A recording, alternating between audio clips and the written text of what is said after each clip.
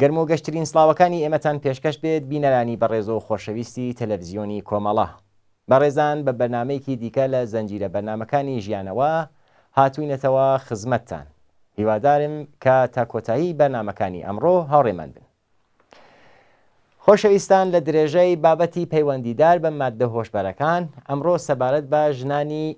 توشبوو بەم بەڵا ماڵوێرانکەرە قسە دەکەین. ژنان یەکەمین قوربانیانی خەسارە کۆمەڵایەتیەکان. ژنان لە یەکەمین قوربانیانی زۆرێک لە خەسارە کۆمەڵایەتیەکانن. لەو نێوانەدا گیرودەبوون بە ماددە هۆشبەرەکان ئەگەر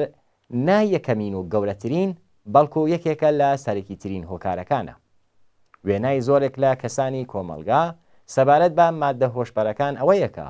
ماددە هۆشبەرەکان زۆرتر لە لایەن پیاوانەوە بەکاردەهێنرێت. ئامارێکی ورد و دقیق لە ژمارەی گیرۆدەبوون لە ئێران لە بەردەستان نییە، بەڵام لەسەر ئەساسی هەندێک لێکۆڵینەوە 6.9% لە گیرودەبوانی وڵات ژنان پێکدێنن. وەزارەتی بێهداشتی ئێرانیش لە ئاماری خۆیدا سەبارەت بە ژنانی گیرودەبوو ڕێگەیاند لە بەرامبەر هەر 8 پیاوی گیرودەبوو یەک ژنی گیرودەبوو بۆنی هەیە. لە لایەکی دیکەوە بە وتەی بەرپرسانی زیندانی وڵات لە ئێستادا لە سەدی ژنانی زیندانی لە پەیوەند لە گیرودەبوون بە ماددە هۆشبەرەکان لە زینداندان کە بە وتەی یەکێک هەر لەم بەرپرسانە ئەم ژمارەیە لەم ساڵانەی دواییدا چوونە سەرەوەی بەخۆیەوە بینیوە. بە پێ لێکۆڵینەوەی ئولگوەکانی بەکارهێنانی ماددە هۆشبەرەکان لە ئێران لە ساڵی 1377 هەچاوی نزیکەی 81% کەسانی کە بە ماددە هۆشبەرەکان یان بەکارهێناوە تەمەنیان لە نێوان 20 تا 34 ساڵ بووە.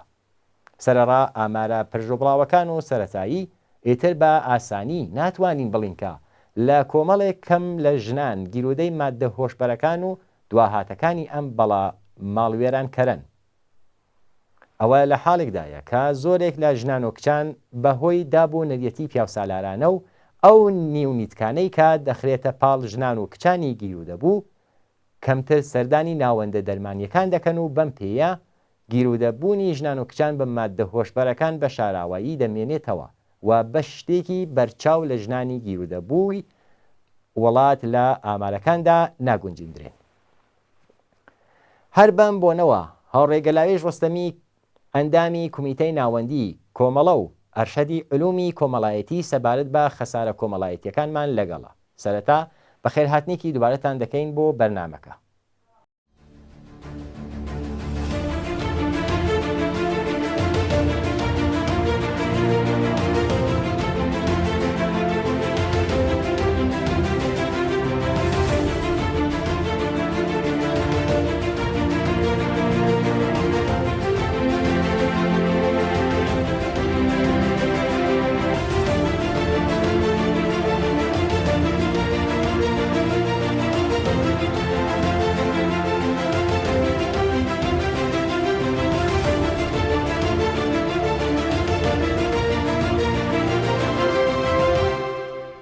سەرەتا بەخێرهاتنێکی دووبارەتان دەکەین بۆ بەرنامەکە. یەکەمین پرسیارم ئەوەیە کە هاوڕێگەلاوێژ هۆکارەکانی گیرودەبوونی ژنان بە ماددە هۆشبەرەکان چییە؟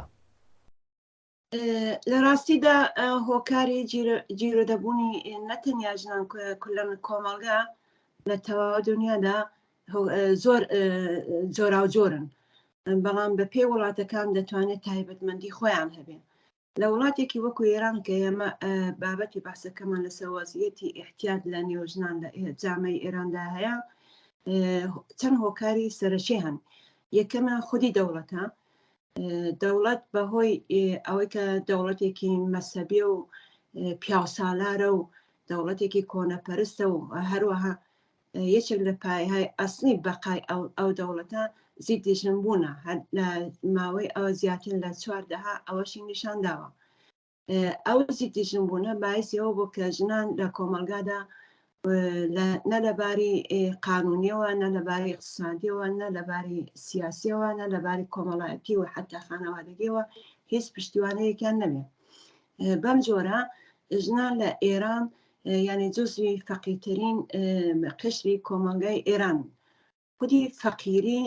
و ئێستاش ئەو گرانی سەرسام ئاوە کە لە ئێراندا هەیە بۆتە هۆیەوە کە بەشێکی زۆر لە کۆمەلگا تووشی ناڕەحەتی‌های ڕۆحی و ڕەوانی حتا جسمیش دەبنەوە. کولن خەڵک بە ئەندازەیەکی زۆر تاکیفشارە و ینی توانایی بربەرەکانی لەگەڵ ئەو هەموو دەرد و بەڵا و نابەرابەری و گرانی و بەدبەختی و مشکلاتە نییە. بۆیە بۆ تەسکینی دەردەکانی خۆیان ناڕەحەتەکانی خۆیان پەنا دەبن بۆ مادە هۆشبەرەکان و لە نێو ژنانیشدا ینی هۆکاری سەرەکی دەوڵەتە کوتمان کە لەباری قانونیەوە لەباری ئیقتصادیەوە لەباری سیاسیەوە هیچ مافێکی بۆ ژنان بەڕسمی نەناسیوە. دووهەم هۆکاریش ئەوە کە ژنان ڕوویان کردە مادە هۆشبەرەکان لە ئەوڵەوە ئاماژان پێکرد بەهۆیە کە کولی کۆمەلگا دەرگیری مشکلات و بەدبەختی و نابەرابەری و گرانی و فەقیرێکی یەکجا زۆرە کولی کۆمەلگا تۆشی ئەم بەڵا ماڵوێران کەرە بووە. بۆی ئێستا کەم هەیە لە هەر خانەوادەیەک یەک یا چەند نەفەر بەداخەوە کەسانی جیرۆ دەبوو بە موادی مخەدر وجودی نەبێ. یەکێک لە هۆکارەکانی تری ڕووی ئاوەری ژنان بۆ مادە هۆشبەرەکانەوەی کە پیاوی ماڵێ یا شوەکانیان یا باوکیان کەسێکیان لە خانەوادەدا مادە هۆشبەرەکان بەکاردێنێ و لەلایەکی دیکەشەوە وەختی پیاوی ماڵێ مادەی هۆشبەری بەکارهێنا قەتعەن ئەوە پەیامەدی دیکەی بەدواوە دەبێ جێرە و کێشە و ئیختلافاتی خانەوادەگی لێ پەیدا دەبێ و پیاوانیش پیاوی ماڵش بەوەی کە ئەو مشکلاتەکە بکەنەوە زۆر بە ئاسانی داوەت دەکەن لە ژنەکان دەڵێن تۆش بکێشە بۆی کە ئەو ئیختلافات و جێرە و کێشە لە کۆڵە خۆیان کەنەوە. نائاگاشن لەوەی کە ئەوان بەو کاری خۆیان کولەن بەردی بناغی خانەوادەکەشیان وێران دەکەن سەرەسەد بەوە کە خۆشیان لەباری جسمیەوە لەباری ڕۆحیەوە لەباری ڕەوانیەوە حتا منداڵەکانیان دوای دێنە سەرەوە بەسە تووشی چ سەدەمەهایەک دەبن. کەوا بوو هۆکارەکانی بەشێکی دەوڵەتە فەقیریە لە دەستڕەستبوونی مادە هۆشبەرەکانە زۆر بە ئاسانی پەیدا دەبێت و زۆر جاریش ژنەکان خەریکن مادەی هۆشبەر بۆ پیاوەکانیان دەکردن و پەیدا دەکەن. ئەوەش خۆی عاملێکە کە ژنان بە شێوەیەکی زۆر ڕۆیان کردە مادە هۆشبەرەکان. لەلایەکی دیکەشەوە ئینتزاراتی کۆمەلگا لە ژن وەکو کالایەک کە ژن دەبێ ئەندامی زەریف بێ و نابێ قەڵەو بێ و دەبی لاغەر بێوەوانە بە جۆرەی کە خۆم لە ژنانێکی کە بەداخەوە تەجروبەی مادە هۆشبەرەکانیان هەیە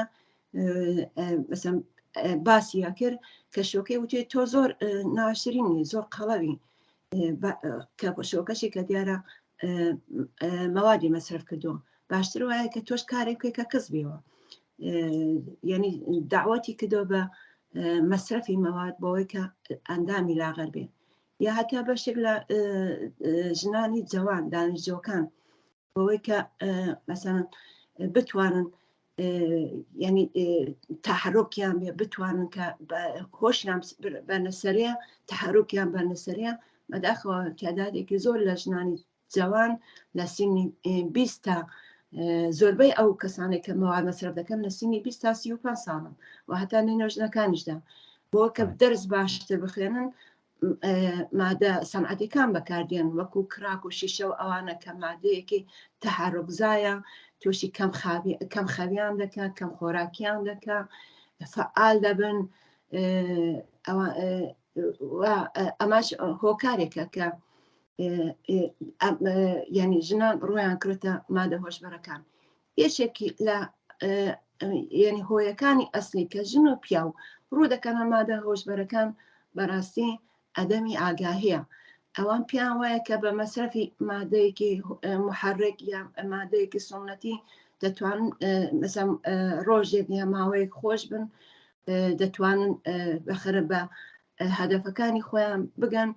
بێخەبەر لەوەی کە حتا 1,000 پوگ لێدان لە مادە هۆشبەرەکان بەمانای ئەوەیە کە ئیتر ئەمە واگیر دەبێت بە نەخۆشی احتیات ئیتر ئاستەمە کە زۆر بە ئاسانی لەو چاڵاوە بێتە دەرێ. زۆریشان ینی تەوەهمیان هەیە پیان وایە کە بۆ خۆیان هەر وەختێ پیان خۆش بێت تەرکیەکەن. یعنی مەجموعەی مشکلاتێک دەوڵەت، سیاست، فەقیری، بێکاری، گرانی، ئەدەمی ئاگاهی، هەمووی ئەوانە دەستیان داوەتە دەست کە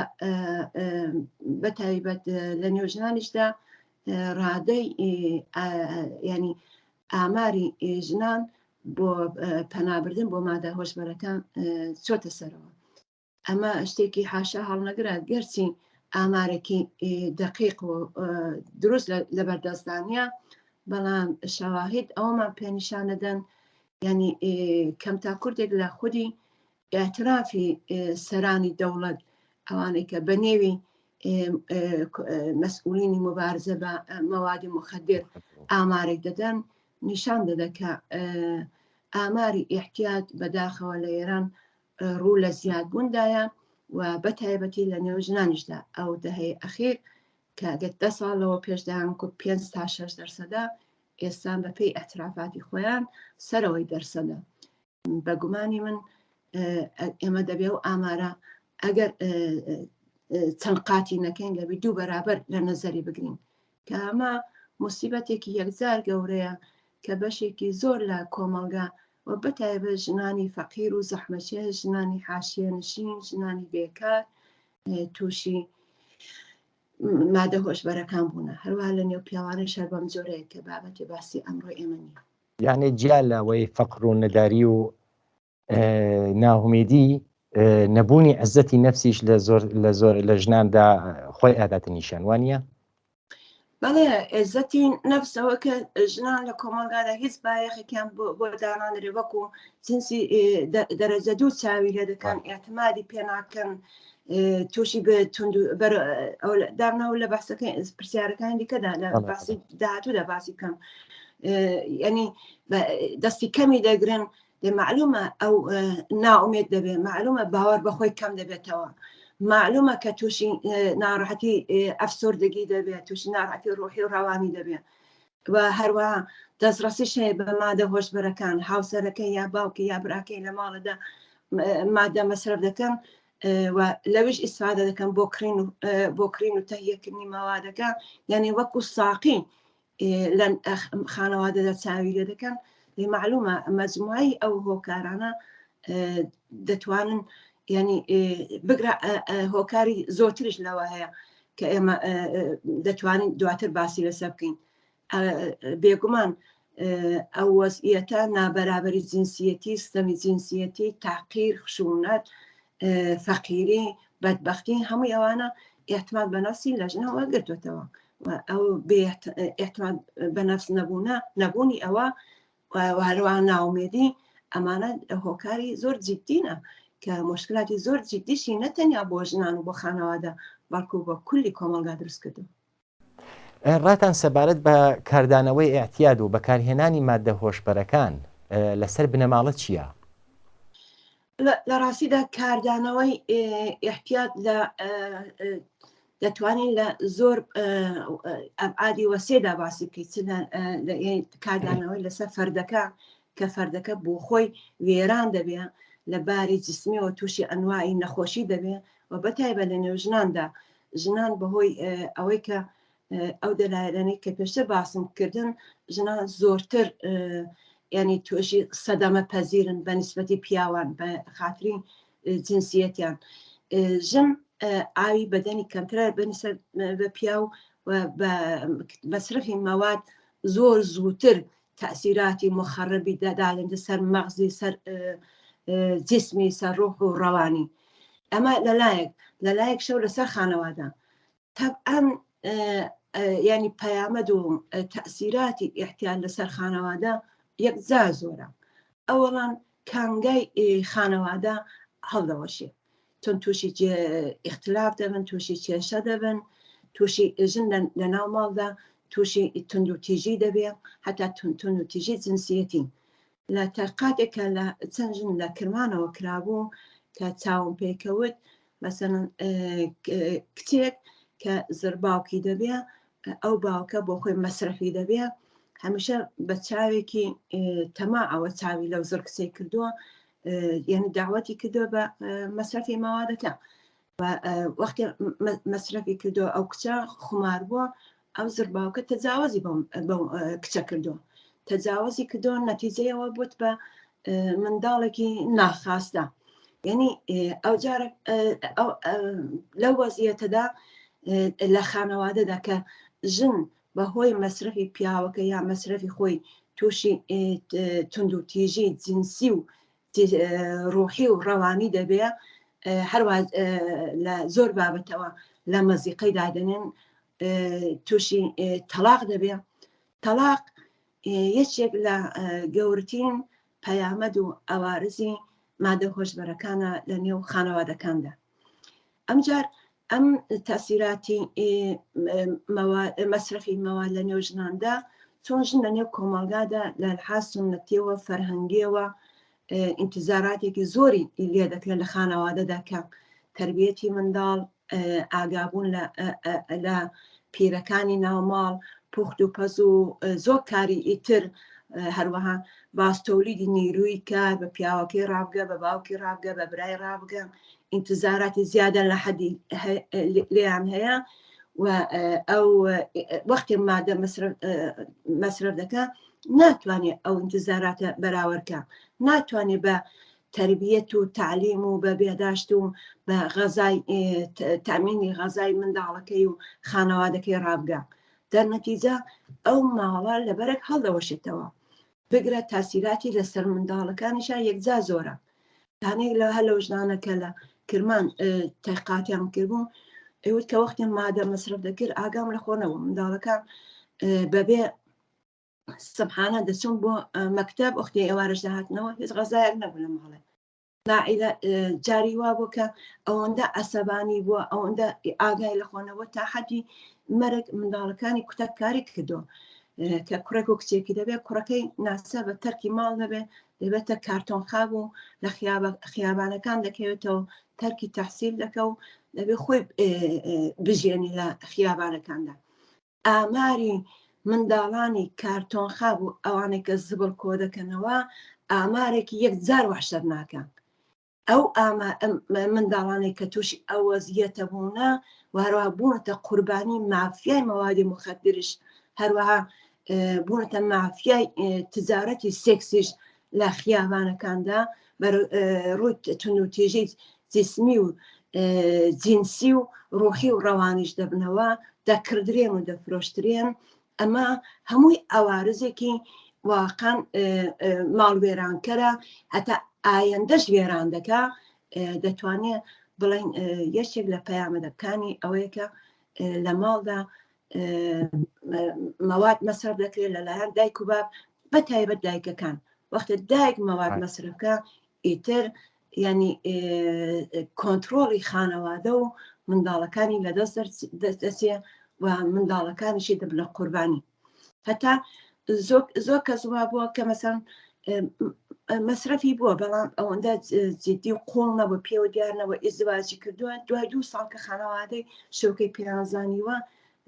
دوای ئەلارەغمیەوەی کە دەگەڵ شۆکە یەکتران خۆشویستە و هیچ مۆش کێشەیەکیان نەبووە مەزبوریان کردو کوڕەکەیان کە ئەو ژنە تەلاق دەن وەختە ژنیش تەلاق دەدرێت ئیتر نە بیمەیەکی هەیە نە لەباری ئیقتصادیەوە تەمینە نە کارێکی هەیە نە دەرامەدێکی هەیە نە خانەوادە قبوڵی دەکات نە دەوڵەتش مەسئولیەتێکی قبوڵ دەکات در نەتیجە ئەو ژنانە یعنی بەپێ ئاماریش 25% ئەو ژنانەی کە مەوادی مخدر مەسرف کردووە تووشی کارتۆنخابی دەبن تووشی بێماڵی دەبن 80% ئەوانە تووشی تەلاق دەبن 50% ئەوانش تووشی لەشفرۆشی دەبن لەشفرۆشیش کە بۆ خۆی مەقولەیەکی زۆر جدیترە کە ئەوارزی لەباری جسمیەوە لەباری ئەنواعی نەخۆشیەوە لەباری ڕۆحی و ڕەوانیەوە لەباری سڵامەتی خۆیەوە منداڵەکانی کۆمەلگاوە ئابوووریەوە ئایاندەوە تەسیراتێک یەکجا زۆری هەیە بەڵێ پەیامەدی مەسرەفی مەوادی مخەدر لە نێو ژناندا بۆ خانەوادەدا یەکجار ماڵوێران کرا کە بەداخەوە زۆربەی ئەو ژنانێک کە مادەش مەسرف دەکەن بۆ خۆیان یا بێ سەوادن یا کەم سەوادن خودی جزوی فەقیرترین قشری کۆمەلگانە خودی ئەو فەقری ئیقتصادی و فەقری دانش و فەقری ئاگاهی و فەقری سەواد هەمووی ئەوانە هەروەها لە دەستڕستبوونی مەوادی مخەدر و لەگەڵ هەمزیستی لەگەڵ پیاوی مەسرف کنندا هەروەها ئەو کە دەوڵەتیش ئاگاهانە خۆی تۆزین لە پشت ئەو قەزیەیە خۆی یعنی ئامری ئەسلی تۆزی مەوادی مخەدرە هەمووی ئەوانە دەستیان داوەتە دەست کە زۆربەی خانەوادەکان لێکەڵوەشێنەوە بۆیە بە پێ ئامارێک کە هەیە چەندی میلیۆن هەر ژنی تەک سەرپەرست هەیە یا هەتا ژنانێک کە تەلاق دەدرێن مادە مەسرف کردووە ئەگەر بابەکەش مەواد مەسرفکە منداڵەکانان لەگەڵ خوا مەزبور دەبن کە منداڵەکانش لەگەڵ خۆیان بەرن منداڵەکانیشان دەبن بە مەسرف کنندا یا حەزانەتی منداڵەکانی لەدەستێننەوە یعنی کولەن خانەوادە پەرش و بڵاو دەبێ لێرەدا نەتەنیا هەر ژنەکان بۆ خۆیان دەبنە قوربانی بە تایبەت منداڵانیش دەبنە قوربانیانشی بێدەنگ و هەروەها کۆمەلگار چاوی لێپۆشیون لەو قشرە وەسیحە لە کۆمەلگادا کە داهاتووی کۆمەلگان هاوڕێگە لاوێش کارتێکردن و یا ئەوارەزی گیرودەبوون لە نێوان ژناندا کامانن ئاوارزی گیرە دەبوون لە نێو ژناندا یەک لەباری جسمەوە ئەو ژنانی کە مساحبیان بکردن بۆ خۆیان دەڵێن کە مەسەرەن دەم و دیانێ خەراو دەبێ بە زۆر بە زەحمەت دەتوان غەزا بخۆن وەختێ ناتوان غەزا بخۆن تووشی ناڕەحەتی مەعدە دەبن وەختێ تووشی ناڕەحەتی مەعدە بوون تووشی ئەنوای نەخۆشی گەوارشی و ئەوانە دەبن لەوەی کە خودی ئێمە پێشتر لە سەرنی بەنامەدا باسی تەسیراتی مادەکانمان لەسەر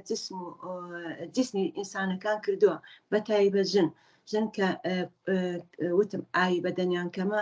زۆر زووتر ینی تاکی تاسی قەرار دەگیرن هەم مەغزیان هەم ینی تووشی ناڕەحەتی قەلبی دەبن تووشی ناڕەحەتی ئوروقی دەبن فشارخێنان دەچێتە سەریە بازێک مەواد هەیە کە فشارخێن دەباتە سەرێ بازێک مەواد هەیە کە فشارخێن کون دەکە خوێنیان تقریبا منجەبێت دەبێ تووشی ئەنوای نەخۆشی دیکە دەبن مەرگ و میر لە نێو ژنانی کە مادە هۆشبەرەکان بەکاردێنن بە نیسبەتی پیاوەکان بە پێی ئاماری ڕسمی خودی دەوڵەت زۆر زیاترە چۆن ژن تابی بربەرەکانی لەگەڵ ئەم مەوادە نییە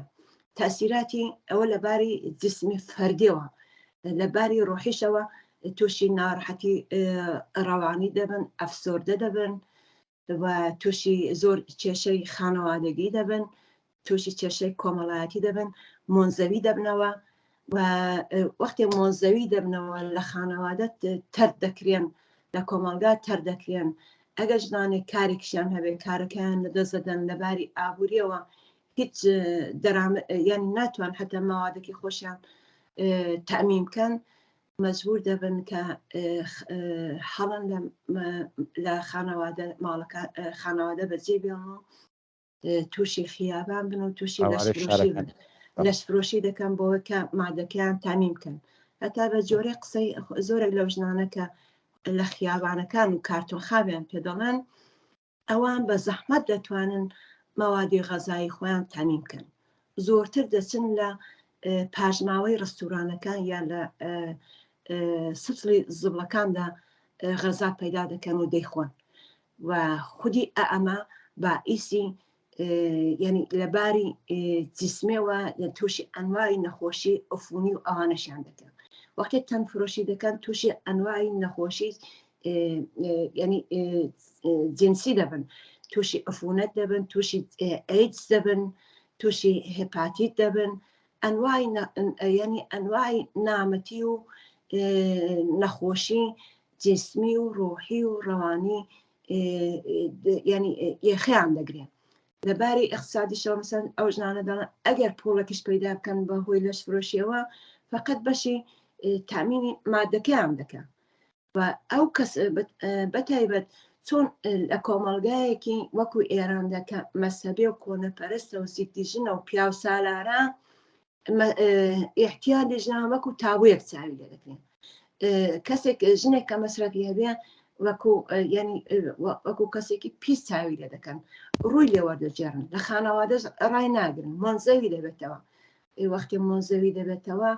ئەم ژنە چ شانسێکی هەیە لە خانەوادەدا یا لە کۆمەلگادا کە بتوانێت دەسەڵگرێت لە مادە هۆشبەرەکان. هەتا بگرە زۆرێک لە ژنەکان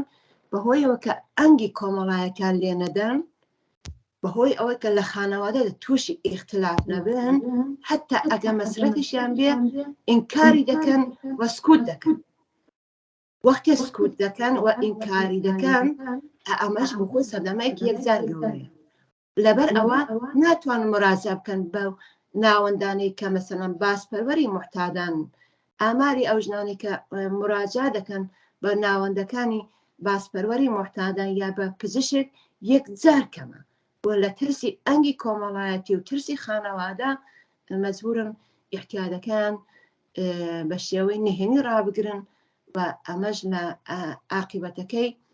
هەر نابودکردنی خۆیان و خانەوادەیان و منداڵەکانە کە پەیامەدەکانی یەکجا زۆرە. و بگرە ئەم ژنانە وەختیەوە مۆنزەوی دەبنەوە تووشی تەلاق دەبن، مەجبور دەبن لەگەڵ کەسانی وەکو خۆیان هەمنۆئی خۆیان لەگەڵ پیاوانی محتات هەمزیستی بکەن، بەنەوەیەک دەڵێن هەم خانی بکەن، ئیزدواجێکی غەیری ڕەسمی بکەن، بچنە ژێر سەقفێکەوە کە ئەو پیاوەش مەسرەفی هەیە. زۆربەی ئەو ژنانە کە دەڵێن کە مادام کە خانەوادە ئێمەی قبوڵ نییە و باخەرە کەس کێشەمان لەگەڵ ناکە و شەرمان لەگەڵ ناکە و لێمان نادە پیاوە کەسی خۆی مەسرەف دەکە، ئەمە ژیانێکی ینی بۆ قابلی قبوڵە بۆی باشترە لەوەی کە لە پێشتر لە خانەوادەدا تووشی تند و تیژی دەبەوە، لێیان دەدا، تەوهینیان پێ دەکرد، تاقیریان دەکرد. ئەم لەگەڵ هاودەمەکەی بۆ خۆی ژنێک دەڵێ پیاوەکەم ئاشپەزە، یعنی بۆ خۆی تۆلید کوڕندەی شیشەیە،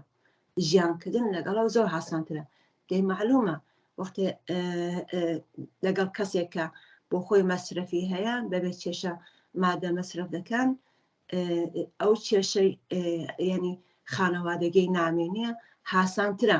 بەڵام بێخەبەر لەوەی کە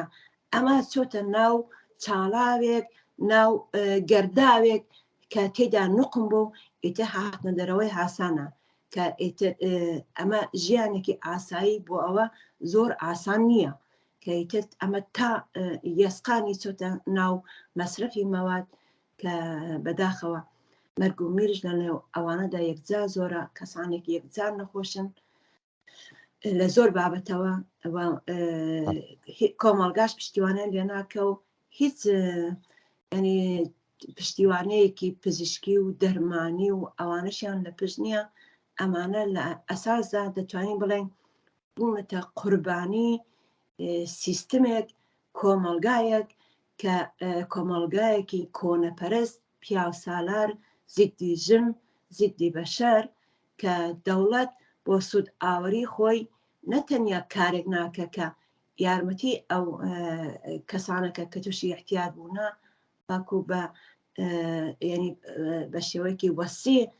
ڕۆژانە بە تۆن لە ئێران ئەمە بڵاو دەبێتەوە و معلومە قوربانی یەکجار زۆری لەکەوتوتەوە، ئەس جملە ژنان و منداڵەکانیشە. هەوڕێکە لاوێش خۆت بە جوانی ئیشارەت پێکە کە دەوڵەت هیچ بەرنامەیەکی درێژخایانی نییە بوو نازانم دەرهاتنیان بوو لە نەخۆشین ئاعتیاد و لە مەسرفی مەوادی مخەدر. ئەوەی شەکە خۆی ئیشارەت کرد بنەماڵەکان زۆربەیان پشتیوانی ناکەن لە کەسە لە ژنالێک کە تووشی مەصرفی موادی مخدر بوون مادە هۆشبەرەکان بوون بە واتای تر بێژین ڕێکارەکان بۆ پێشگیری لە گیرودەبوون و خەبات لە دژی ئەم بەڵام ماڵوێیانکەرە چییە کامانن؟ ڕاستی ڕێکارەکان بەهۆیەوە کە هۆکارەکانی زۆر بەربڵاوە ئامری ئەسلی دەوڵەتە و هەروەها کۆمەلگاش لەو نێوەدا فەرهەنگی کۆمەلگاش خۆی مقەسرە دەی خانەوادەش فەرهەنگی خانەوادەش فەرهەنگی دەوڵەتی حاکمە وهروە فەرهەنگی کۆمەلگاش هەر فەرهەنگی دەوڵەتی حاکمە ڕاهکارەکانی ئەمە ناتوانین لە بۆعدی فەردی و خانەوادەگیدا پەیدا بکەین بۆیە باشترین ڕاهکار بۆ کەمکردنەوەی ئەو پەدیدە ماڵوێرانکەرە خەباتێکی دەستە جەمعی و جەماوەریە مادام کە دەوڵەت ئامنی ئەسلی مەوادی مخدرە دەوڵەت بانی هەموو ئەو بەدبەخت و موسیبەتی و گرانی و فەقیری و بێکاری و ماڵوێرانیە کەوابوو گەورەترین مهمترین کاری سەرەکی ئەوەیە کە بە خەباتێکی دەستە جەمعی بە خەباتێکی جەماوەری بە یەکگرتوویەکی سەراسەری دەبێت ئەو دەوڵەتە لە بەیم سەرنگوم بکرێ ئەو وەختەیە دەتوانین بە یارمەتی کۆمەلگا و خانەوادەکان ئاساوارەکانی مەصرفی مەوادی مخدر چارەسەر بکەین بەڵام تا ئەو وەختیش بە بڕوای من ئێستا زۆر کار دەتوانێت بکرێ گەرچی ناتوانێت ئەمە ڕیشەکان بکرێ بەڵام دەتوانێت تۆزێک لە ئازارەکانی کەم بکەیەوە ئەوەڵان کێشەی ئیحتیات وەکو نەخۆشی چاولێ بکرێ نەخۆشیش قابلی عیلاجە دووەمە کێشەی ئیحتیات کێشەی تەنیا فەردێکە جیرۆدە بووە یا تەنیا کێشەی خانەوادە نییە بەڵکو کێشەی کولی کۆمەلگایە حتا ئەو خانەوادانەی کە خۆشیان ئێستا کەسیان تووشی خۆشبەختانە تووشی ئەم مادە هۆش بەرانە نەبوونا ئەمانەش هیچ زەمانەتێک نیە کە سبەینی عەزیزێکی وانش تێ نەکەوێت چون ئەو وەزیەتە تا ئیدامەی بێ ینی زیاد دەکات ڕوو لە تۆسعادایە کەوابوو ئێستا بە هیممەت و هاوکاری خانەوادەکان و کولی کۆمەلگا دەتوانن ئەم بەربەرەکانی بکەن لەگەڵەوە پشتیوانی بکەن یارمەتی ئەو کەسانێکە مادە هۆشبەر بەکاربێن بەتایبەت بە ژنەکان بۆ وەکو ینی فەرق و جودایەتی دانەنێن یارمەتیان بکەن ناوەندەکانی تەرکی احتیات مراجعە بکەن بە پزیشک ئەمە خەباتێکی دەستە جەمعی و هیممەتێکی دەستە جەمعی دەوێت تەنیا ناتوانین بڵێن بە دوو ناوەند دەتوانن بەربەرەکانی بکەن لەگەڵ پەدیدەی مادە هۆشبەرەکان کە سەر تاسەری ئێرانی تەنیوە یعنی تەواو ئێران جیرۆدەی ئەوەیە بەتایبەت لە کوردستاندا کەوابوو هەڵمەتێک و خەباتێک و هاوکارێک و یەکگرتوویەکی جەماوەری پێویستە یارمەتی ئەو کەسانە بکەن دووەمە زۆر کاری تریش دەکرێت کە واقع مەسەلەی ئاگاهی زۆر زۆر مهمە یەکێک لە هۆکارەکانی ئەوەی کە پێشتر ئاماژەمان پێ کرد کە مەسەڵەن پیان وایە کە ئەگەر یەک جار مەسەڵەن بۆکە مشکلەکانیان کە بکەنەوە یعنی خۆشحاڵێک و شادێکی کەزا بەدەست بێن مادە مەسرف دەکەن ناگان لەوە کە مادام و عمر خەریکن ئایاندەی خۆیان زیندگی خۆیان تەباه دەکەن و وێران دەکەن مەسەلەی ئاگایش یەکجا زۆر مهمە کە ئاگایی بڵاوکردنەوە لە نێو خانەوادەکاندا زۆر زۆر مهمە ئەو خانەوادانی کە ڕەفتاری غەڵەت دەکەن لەگەڵ ئەو کەسان عەزیزانێک کە لە خانەوادەیاندا مادە مەسرف دەکەن نەتەنیا کۆمەگی ناکەن بەکو وەزعیەتی بە چەند قاتیش خراپتر دەکەن دا بۆکە بتوانن بە شێوەیەکی دروست یارمەتی ئەوانە بکەن دەبێت ئاگایی خۆیان لەسەر مادە هۆشبەرەکان بەنەسەرێ ئەوارزی مادە هۆشبەرەکان بناسن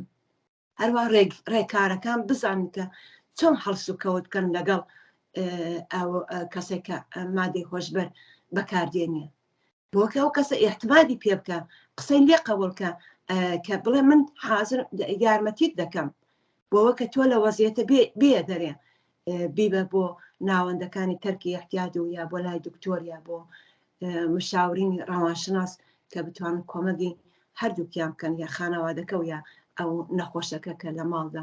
مادە مەسرە دەکەن لە لایەکی دیکەشدا بەڕاستی مەسەلەی ئاموزش و پەروەرش یەکجار موهیمە تۆ چاو لە وڵاتانی دیکە دەکەین لە زۆربەی وڵاتەکاندا بەتایبەت لە سەتی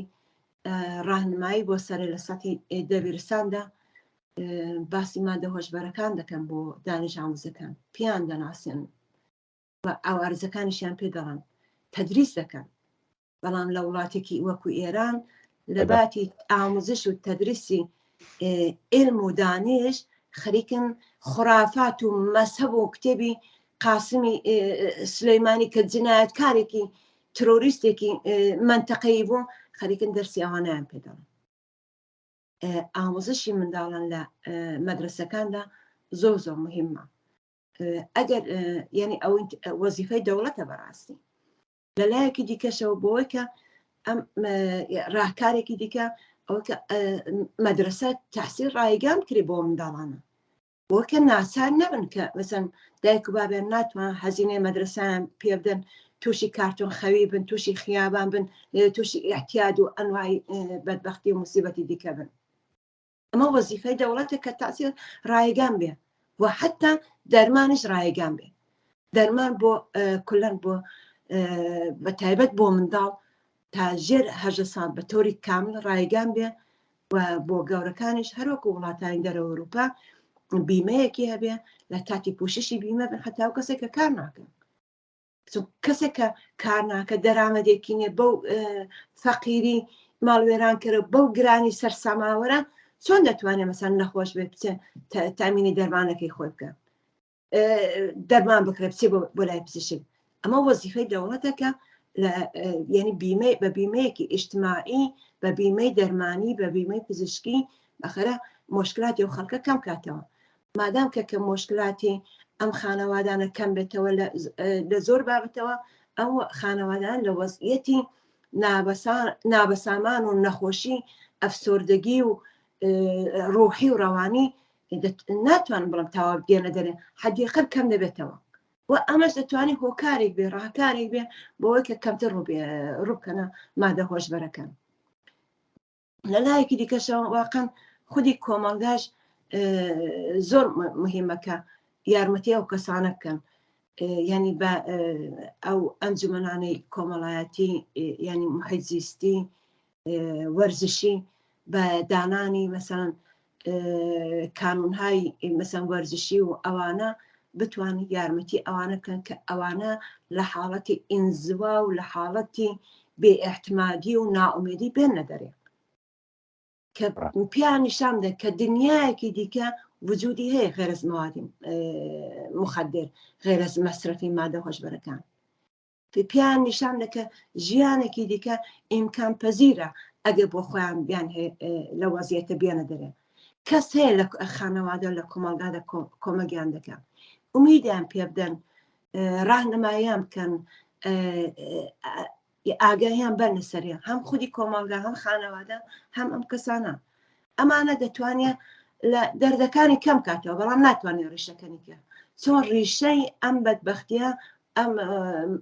بەکارهێنانی مادە هۆشبەرەکان مەسەلەی ئێحتیاج لە ئێراندا بانی ئەسی خودی دەوڵەتە بۆیە دەبێت ئەم دەوڵەتە نابود بکرێت بۆ کە بتوانین ئەمە ڕیشەکەم بکەین بەڵام بۆ کە ئازارەکانی کەم بکەینەوە هەروەکو ئاماژەم پێکرد بە شێوەیەکی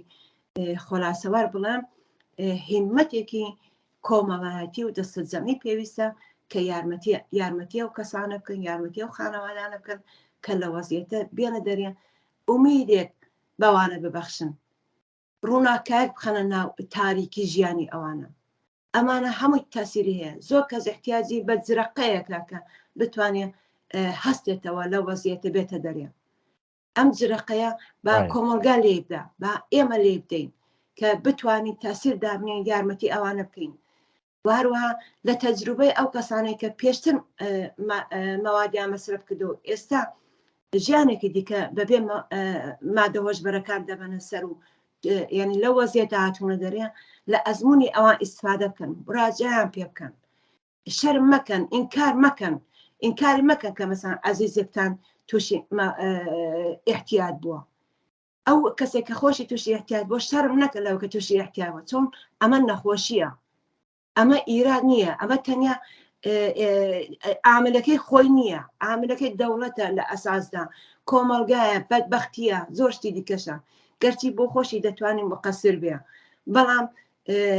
بۆ خۆشی لەلایەکی دیکەوە ئەگەر نەدارە و ئەگەر تووشی ناڕەحەتی ڕۆحی و ئەفسوردەگی بووە وەزیەتی کۆمەلگایە فشاری کۆمەلگایە مەحرومیەتە نەبوونی شادیە شادی مەمنوعە لە کۆمەلگایەمەدا کۆبوونەوە مەمنوعە خەڵک کۆ دەبێتەوە شادی دەکە دەیانگرن بەڵام بە هەزاران محتاج لەژێر پردەکان و لە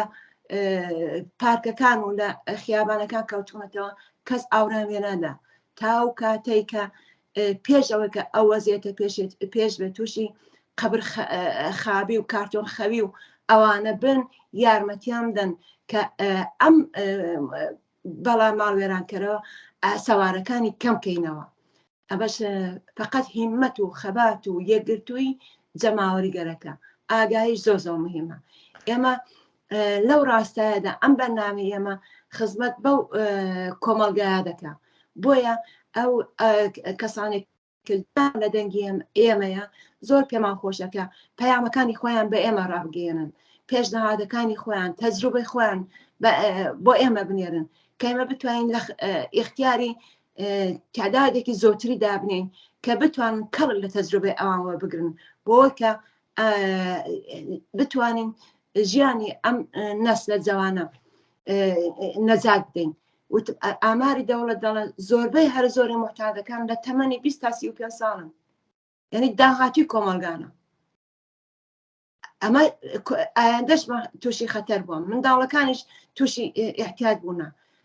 دەبێت زۆر جدی بگرین مەسەلە احتیاط هاڵشێکی یەکجا زۆر گەورەیە موسیبەتێکی یەکجا زۆر گەورەیە کە مەسئولیەتی دانەدانەی ئاحادی کۆمەلگا پێویستە لێرەدا و هەروەها هاوکاری یەکتر زۆر سپاس زۆر سپاس بۆ بەشداری بوونت لەم بەرنامەیە زۆر سپاس بۆ ئێوەش هیوادارم هەشان و سەرکەوتوو دەست و چاو خۆش بێت بینەرانی خۆشەویست بەم جۆرە هاتینە کۆتایی ئەڵلقەیەکی دیکە لە زەنجیرە بەرنمەکانی ژیانەوە هیوادارین کە کەڵکی پێویستان لەم بەرنمەیە بینی بێت و بەوە هیوایەی کە کۆمەلگایەکی بەدوور لە هەر چەشنە خەسارێکی کۆمەڵایەتی بە تایبەت مادە هۆشبەرەکان لە داهاتوویەکی نزیکدا بە حەول و تۆیکۆشانی خۆمان پێک بینین تا بە یەک گەیشتنەوەیکی تر کاتێکی خۆش